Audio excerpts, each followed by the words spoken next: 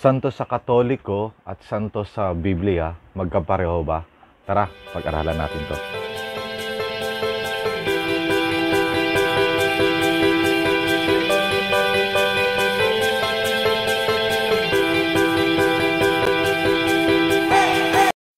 Ang layunin po ng pag-aaral na ito ay purely kaalaman lang at wala pong personal na attack about sa paniniwala ng Katoliko regarding sa santo.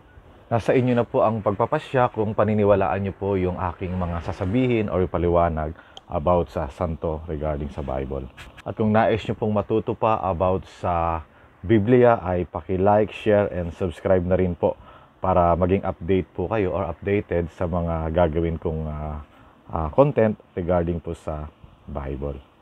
Ang salitang saints po or santo ay galing sa Greek word na hagios na ang ibig sabihin ay consecrated, holy, pious, at sacred. So, minsan tinatawag din po itong called out ones. So, ito po ang ibig sabihin ng saints sa Bible. At sa Biblia po ay mostly plural form po ang word na saints. 67 times pong binanggit sa Bible at isang beses lang po sa singular. Makikita po yun sa Philippians 4:21.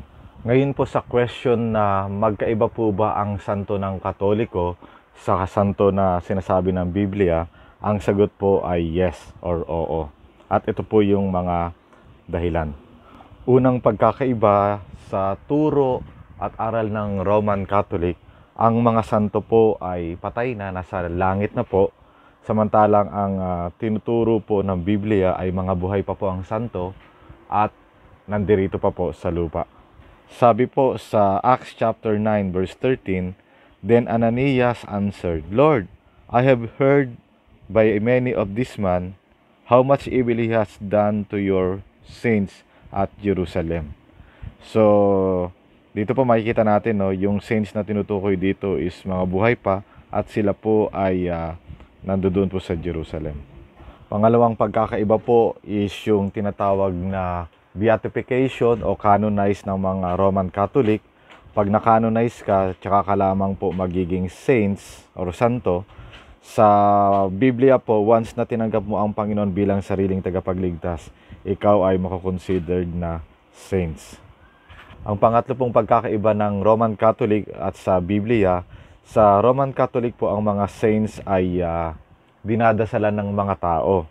Samantalang sa Biblia po, yung mga saints po ang nagdadasal papunta or papalapit sa ating Panginoon. Yun lamang po at sana po ay natuto po ang bawat isa sa atin at patuloy po tayo mag-aral, magbasa ng Biblia at sama-sama po tayong lumago sa biyaya ng Diyos. Yun lamang po and God bless.